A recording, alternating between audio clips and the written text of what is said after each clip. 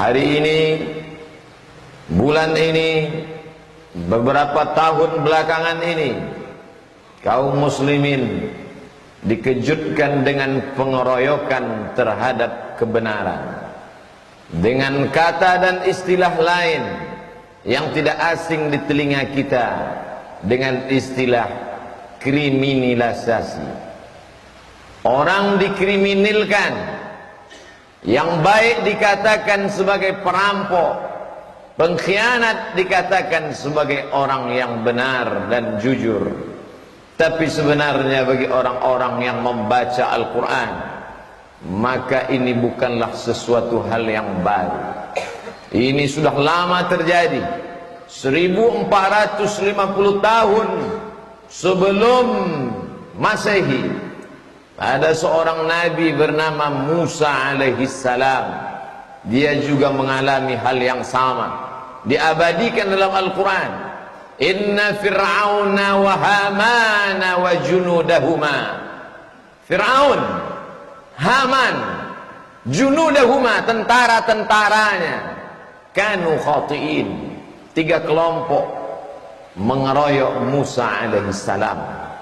Bagi orang beriman, ini bukanlah cerita baru. Hari berganti, musim berubah, dunia tetap itu juga. Isinya tak lain adalah Fir'aun, penguasa yang zalim. Haman, orang cerdas, tapi kecerdasannya untuk menjilat Fir'aun. Haman, orang yang diberikan akal sempurna, tapi akalnya bukan untuk mengabdikan diri kepada Allah, tapi untuk mengikutkan hawa nafsu, mendapatkan segenggam dunia dari Fir'aun. Di bawah mereka berdua, wa junudahuma, tentara-tentara Fir'aun, semuanya dikatakan Allah sama, kanu khati'in, mereka orang-orang yang bersalah. Fir'aun mati, Haman mati, bala tentaranya juga mati menjadi santapan cacing tanah. Semuanya mati. Musa meninggalkan dunia. Nama mereka dikenang abadi. Yang satu dikenal karena jahatnya, karena zalimnya, karena aniayanya. Tapi yang satu dikenal karena baiknya, karena salehnya. Hari berganti, musim berubah, zaman berputar, isi dunia tetap itu-itu juga. Tak lama sesudah itu, 1450 tahun lamanya lebih kurang, datang zaman Isa alaihissalam. Hari itu dia juga dikeroyok, dia juga dibantai oleh 3 kelompok. Yang pertama Yahudi, yang kedua Romawi, yang ketiga mereka yang menjadi pengikut Yahudi dan Romawi. Yahudi tidak senang karena kedatangan Isa alaihissalam membuka borok kejahatan Yahudi. Romawi tidak suka karena kekuasaan akan hilang. Perlahan-lahan pengikut Isa mulai bertambah banyak. Gelombangnya keras. Ini akan meluluh lantak, akan menghancurkan kekuasaan Romawi dan Yahudi. Adapun orang-orang awam yang jahil, yang bodoh, hanya mengikut Yahudi dan Romawi. Apa yang terjadi? Murid, pengikut setia, mereka berjanji di hadapan Allah ketika Isa berkata, wa idh qala Isa bin Maryam lil hawariyin. Ingatlah ketika Isa berkata kepada hawariyin, murid-muridnya, man ansari ilallah, siapa yang akan menolong aku menegakkan agama Allah? Qala al-hawariyun, murid-murid Isa berkata, nahnu ansarullah, kami yang akan menolong agama Allah. Ternyata di tengah bulu kambing yang hitam ada satu pengkhianat. Dia bernama Yudas Iskariot. Hanya disogok beberapa keping uang emas, imannya luntur. Dia tunjukkan persembunyian Isa. Saat itu juga bala tentara Romawi, pendeta Yahudi, bersekongkol mengeroyok, menangkap Isa alaihissalam. Di sana mukjizat terjadi. Mukjizat selalu terjadi di akhir cerita. Allah menjelaskan dalam Quran yang nyata, wa ma qataluhu, mereka tidak berhasil membunuhnya, wa ma salabuhu, mereka tidak jadi menyalibnya. Lalu siapa yang mereka salib? Walakin syubbiha lahum, ada orang lain yang diserupakan dengannya. Itulah pengkhianat. Pengkhianat hanya layak mati di tiang gantungan. Pengkhianat hanya layak mati dengan mata tercabut, ditelan oleh burung gagak yang lapar. Pengkhianat hanya layak disalibkan bersama pencuri dan perampok. Itu yang dialami oleh murid pengkhianat terhadap Nabi Isa alaihissalam. Hari berganti, musim berubah. 571 tahun sesudah itu, Nun di Jazirah Arab, lahir seorang nabi terakhir, Khatamul Anbiya wal Mursalin, Sayyidina wa Maulana Muhammad sallallahu alaihi wasallam. Apa yang terjadi pada Musa, apa yang terjadi pada Isa, terjadi juga pada dirinya. Perang itu disebut dengan perang Ahzab. Partai-partai, hizib, partai, ahzab, partai-partai. Ada partai Yahudi, Bani Qainuqa, Bani Nadir, Bani Quraizah, Yahudi, ada Nasrani, ada Majusi, ada musyrik. Semuanya mereka berkumpul. Hari ini jamaah umrah mengunjungi Masjid 7, karena itu adalah 7 pos penggalian parit.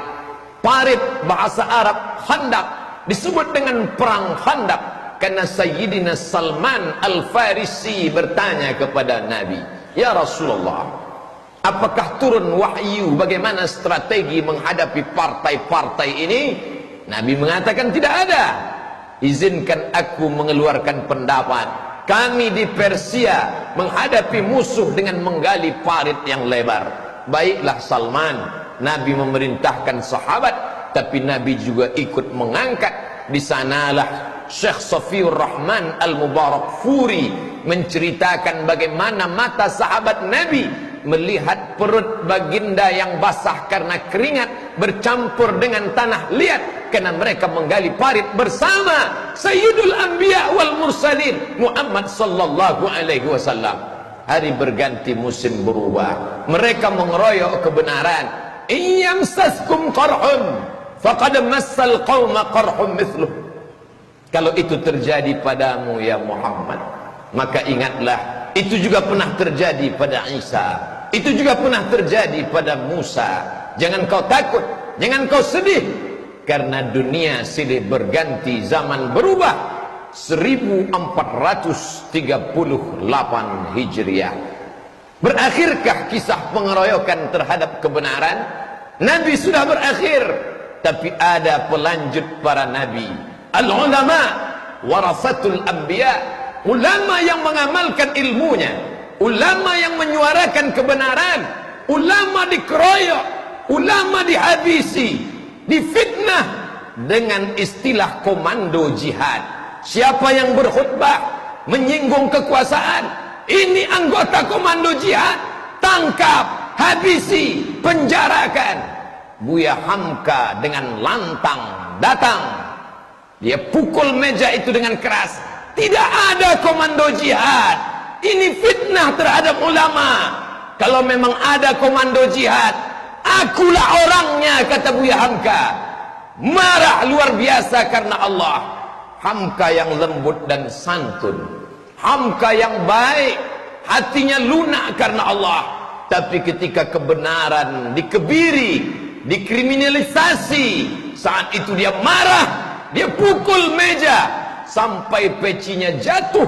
Itulah sakit terakhir Buya Hamka menjelang kematiannya. Tidak ada komando jihad. Hari ini 36 tahun, 37 tahun, hampir 40 tahun setelah kepergian engkau, wahai Haji Abdul Malik Karim Amrullah, apakah yang kau alami dulu tidak lagi terulang? Kau sudah menghadap Allah, tapi kami hamba-hamba Allah yang memikul peran para nabi dan rasul menyuarakan kebenaran. Hari ini penerusmu itu difitnah juga seperti yang kau alami dulu. Gentarkah mereka? Tidak. Takutkah mereka? Tidak. Karena takut mereka sudah habis untuk takut sakaratul maut. Takut mereka sudah habis karena takut akan menghadapi malaikat mungkar dan nakir. Takut mereka sudah habis karena mereka akan takut menghadapi azab Allah subhanahu wa ta'ala.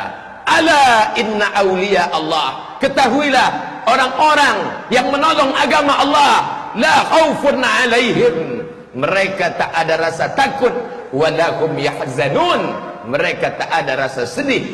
Man arafat dunya hanat alaih, siapa yang tahu dunia maka ringan dunia ini di pandangan matanya. Dunia ini tak lebih daripada satu sayap nyamuk. Dunia ini tak lebih daripada satu tetesan air di tengah samudra yang luas.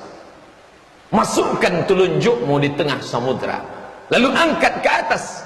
Falyanzur bima yarji, pandang ujung telunjukmu baik-baik. Apa yang kau lihat?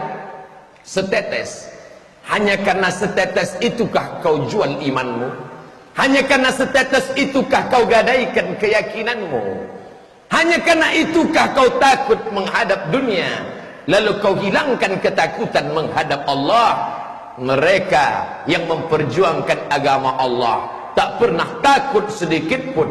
Ala inna awliya Allah, ala inna awliya Allah, ketahuilah mereka yang menolong agama Allah, Allah yang sudah mencabutkan rasa takut itu karena perjuangan mereka.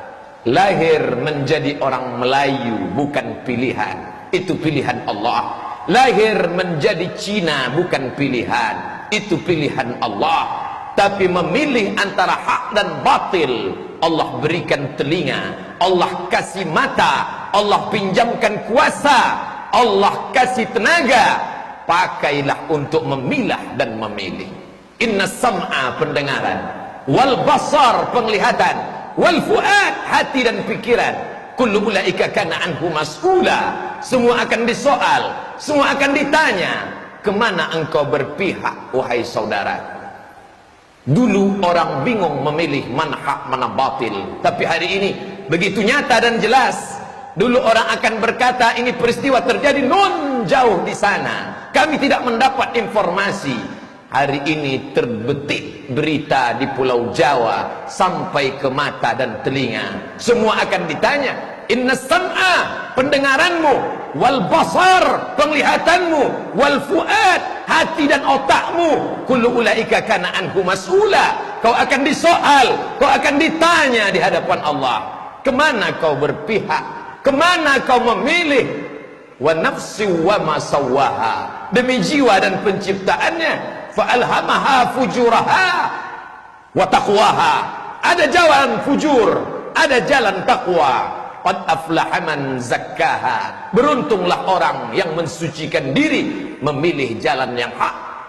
Tapi pemilihan yang benar perlu pengorbanan yang panjang. Saat ini orang berkelahi dengan ayah kandungnya.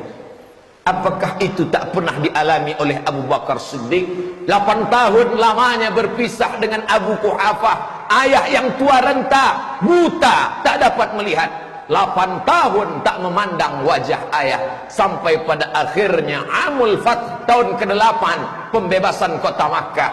Disitulah Abu Quhafah bersyahadat, asyhadu an la ilaha illallah wa asyhadu anna Muhammadan Rasulullah. Hari ini orang berkelahi dengan anak kandungnya gara-gara pilihan yang berbeda.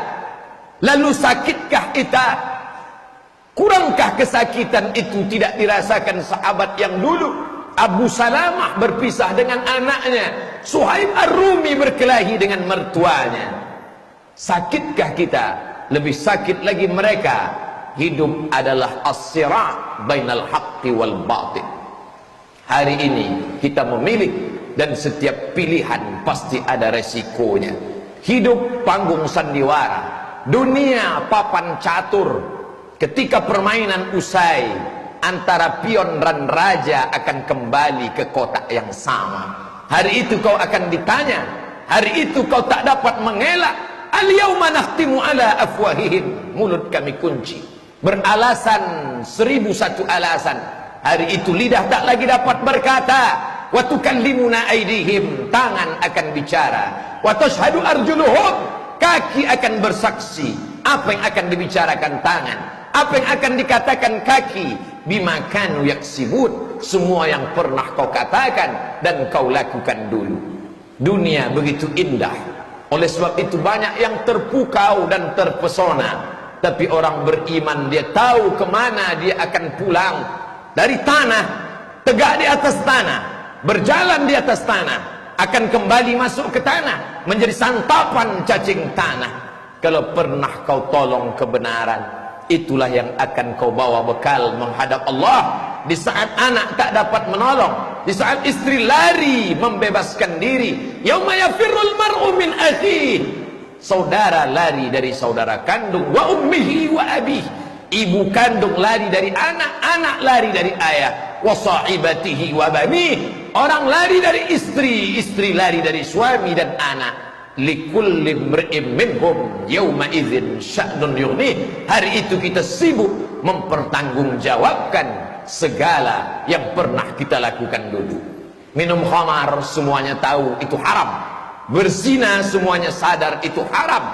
Korupsi semuanya mengerti bahwa itu haram. Tapi memilih bersikap dalam suasana genting. Beribu alasan terucapkan, tapi hatimu tak dapat kau dustai. Nalurimu tak dapat kau bohongi. Mahaka fi sadrika. Hatimu terasa sempit ketika kau khianati dia. Oleh sebab itu istafti qalbak, tanya hatiku. Wa in aftakal muftun. 1000 orang memberi fatwa, tapi kau bertanya kepada hatimu yang tak dapat kau dustai bahwa kau memilih jalan yang benar.